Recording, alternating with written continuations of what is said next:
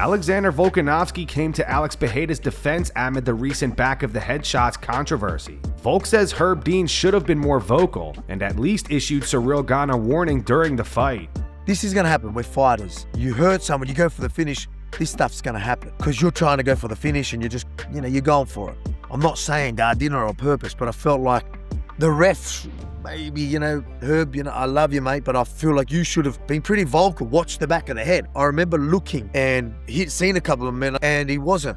And I'm like, it's not even telling him to watch the back of the head. I'm like, what's going on here type thing. But that's how many shots to the back of the head was happening, that I would seen a couple, then went to look at the ref to see he was even saying anything. Oh, he's not even saying it. And looking back, man, he's still going. I kept looking back. Like, well, I'm talking, there was a decent amount of time with a lot of shots to the back of the head. But it should be a talking point. Yeah. Not taken away from Gane, I feel like maybe if Herb would say, watch the back of the head, he would have maybe, I didn't realize I was hidden, maybe he would think, or he would try better to get around. Could there be a different outcome if you hurt Pereira? Because he was obviously doing the right stuff to recover. So he was on his way to recover until there was a lot of other shots. And I explained where I thought them shots were landing. And then he was getting wobbled, and you get direct contact on the brain like this. So that's going to be hard to recover from. So it's a tricky one, man. I don't want to throw shade on people, but I mean, there was a lot of back of the head shots. And to be honest, if it was someone that I didn't like that did that, I'd probably be a lot more clear with how I'm saying this, right? Because there was a lot of. I'm talking more than 10 shots maybe, because it was clear watching it live, I thought, very clear. We need to have that discussion, yeah? And we're having that discussion. And if Pereira's asking for people to speak about it, here I am. I'm not taking away from Gane, but that instance, we need to have conversations about that because that was pretty bad. Jamahal Hill doesn't think the back of the head shots changed the outcome of the fight between Ciryl Gane and Alex Pereira. Jamahal says Gane beat Alex within the rules. He was already hurt. He had already eaten some shots, some pretty devastating shots. And at that point, he had already been given a chance. I mean, he was being given a chance in that moment, So I don't like to see the shots to the back of the head. I like to see clean shots. But do I think they impacted the fight that much? No, they didn't. I think Ciryl Gane very handily won that fight within the rules. George St. Pierre says he would retire if he were in Justin Gaethje's position right now. He's a kind of guy that works really hard, and he comes back from adversity. It's really inspiring to see what he has accomplished. Yeah. You might not like what I'm gonna say, but if I were him, because I like him, right off in the sunset. Yeah. We said retirement. We said the same I thing. heard Demetrius Johnson said it, but that's what I would do. That would be an amazing ending. What else does he want to accomplish? He did it all. He did it all. Of course, he will. For money, if you stop now, you have under the impression you leave money on the table, maybe, because you're fighting for a title, but. And I'm sure he can still beat a lot of guys. Maybe he can still go on a roll because he still can do it. But health, I think, is the priority, and also the fact that, man, when you're a professional athlete in combat sport, it's very hard to retire on top because you're always tempted to see, I can do one more, and you probably can do. But man, what a magnificent way to end a career it would be for him. After defeating Aiemann Zahabi at the White House, Sean O'Malley called for a title shot against Petr Yan. Speaking on the One Night with Steiny podcast, O'Malley said he considers Yan to be just as skilled as John Jones and Ilia Topuria. People in the community, people that know fighting, know how skilled Petr Yan is. He's as good as it gets at MMA. He's up there with Ilia Topuria level skill. John Jones, he's all around. He's great everywhere. Over the weekend, it was announced that Kamaru Usman is officially moving up to middleweight and will face Dricus Du Plessis on July 18th. Speaking on Fight Forecast, Du Plessis previewed the matchup. Dricus says he has evolved since losing the middleweight title to Khamzat Chimaev and wants to prove that he's now a complete fighter in every area of MMA. Now people say, why did you fight Imamov? I don't mind that fight either. I want to fight somebody that gets me to my title again. Kamaru Usman, yes, he's a bit older, but now you look at what Gaethje just did. Yeah. I mean, so that throws that argument out the window immediately.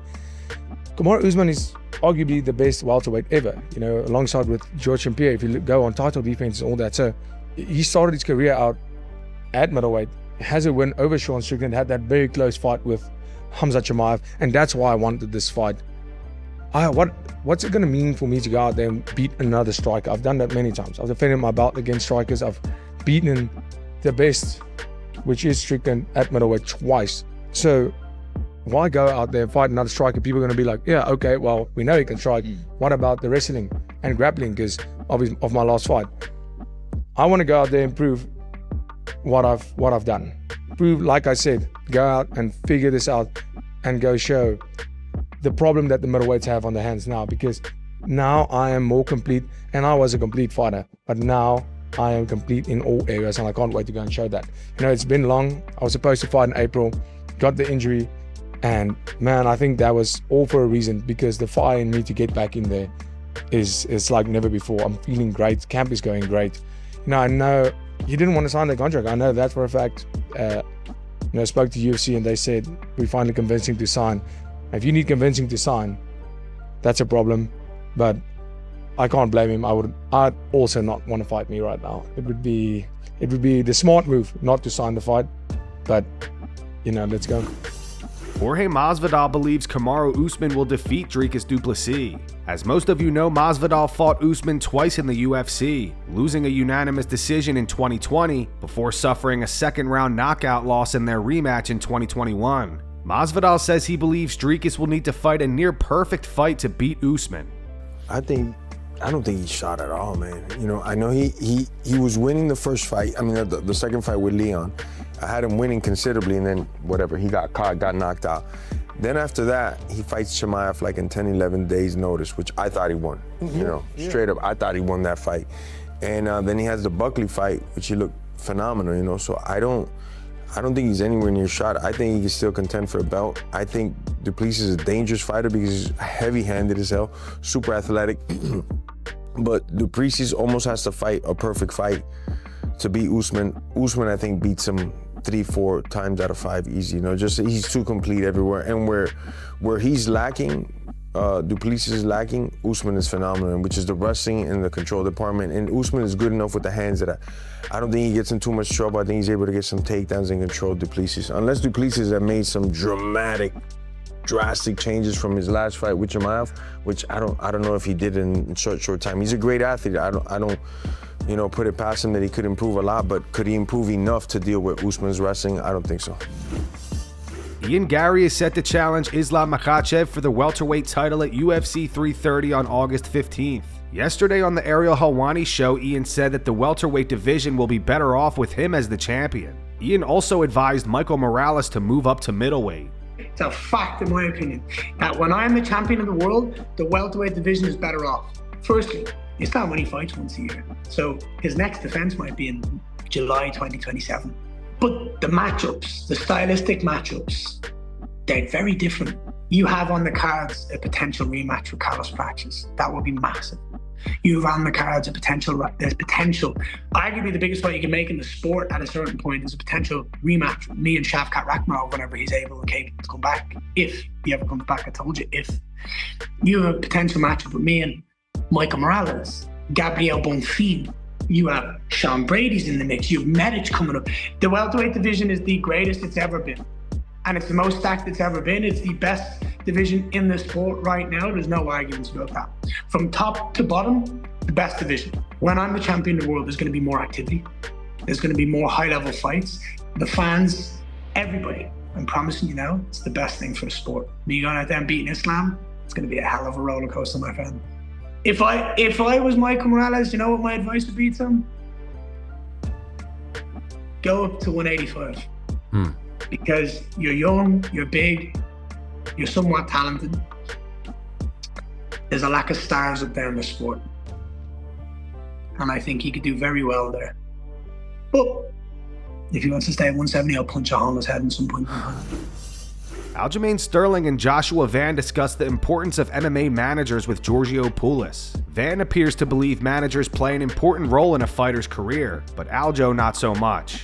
Hey, I got a question though. What does a manager do for UFC fighters? Like, what do they do for you? Oh, they answer the phone and then they call you and then they go, hey, do you want this fight, yes or no? All right, so let me ask you. So obviously they take a percent for that phone call. So why would you have? Why would they take a percent for the phone call? Yeah, exactly. From what you just told me. And then they get paid on all the fights. Okay, so my question to you guys is, why would you pay another man to answer the phone for you to tell you the same thing that he just? Well, it's not why that wouldn't simple, you do it direct? bro. It's not that well, simple. it is though, in a way, because I do social media, so a manager for me. We're different. Well, the thing You're is, now different. He got me to the UFC, right? That's a different story if he's getting you in. Kind of like, I mean, you. And then he also rose him to the top. He got him the right fights along the way. Of course. I feel like I should excuse myself. He's only how long have you been in the UFC? I know y'all know the devil we playing with, because ain't no way y'all don't see it, because I know y'all Talk your bro. Talk your I know y'all know what's up. Paddy Pimblett admits that he is currently not in a position to call for a rematch with Justin Gaethje. Paddy is set to face Benoit Saint Denis at UFC 329 next month. To be honest, after the weekend, I don't think it's a #1 contender fight. Like, I think Arman's probably still #1 contender, but Justin said himself that Charles has beaten before, so we'd like to fight Charles again. Charles could end up getting the title shot. Perfect time to make Ilia beat Arman, like, because Arman's been calling Ilia out for years. But there's so many different variables in the lightweight division now, you don't know. I'd love to beat PSD and get a rematch with Justin, but I can't really demand that after a one-fight win streak, so we'll just have to see what happens over the coming months. Dustin Poirier was arrested on Sunday in Georgia for allegedly being drunk in public. Dustin's mugshot was released last night. At the moment, we still don't know what exactly led up to Dustin's arrest. However, Ben Askren posted this on X following the news. Ben said he was having a good time at the airport, wrestled some of my friends. Grab it, please. Please. Start in the clinch like the. Nothing, bro. Nothing. Dustin Poirier posted this to his Instagram story last night. He wrote, "Love you all. I'm working on myself." Colby Covington had words for Dustin after the arrest. He posted this video to his Instagram, and in the caption he wrote, "Cheers, Dustin Poirier." America's champ here, and I just want to take a moment and have a toast to Father of the Year, Dustin Poirier. Nothing says role model and family man like being arrested for public intoxication at 37 years old at 6:38 p.m. on Father's Day. Cheers to you, Dustin. Next time, try an ice-cold Real American Beer Zero. Same amazing taste as Rab Light with 0 alcohol. It's great for people who want to be social and not get blackout drunk and act like Louisiana swamp trash. Hit me up when you get out of the slammer and I'll get a pallet over to you, buddy. Cheers. Dricus Du Plessis left a comment on Colby's video. He wrote, "I'm really actually a fan of Mr. Colby Covington, but trying to make a man switch to alcohol-free beer is not cool. I'd take being arrested over alcohol-free beer 10 times out of 10. And that's gonna wrap it up for today's video. If you enjoyed, make sure to hit the like button, subscribe to the channel, and turn on notifications so you never miss an upload. Here are the 3 top comments from last video. The first one's in reference to Dustin Poirier getting arrested over the weekend for public drunkenness. It's from Wade1. It says, "People should have listened to Dustin Poirier. When he was asked how he's doing, he said, 'I have my good days and my bad days.' That's what someone says when they are going through something." The second one's from Drykeer Shaw 8191. It says, "Herb, I retired Poetan Dean." And the final one's from Travis Long. It's in reference to Jamahal Hill moving up to the heavyweight division. It says, "At least Jamal can say he has the worst tattoo in multiple divisions." If you want to be featured in our next video, all you have to do is drop a comment down below. And as always, thanks for watching.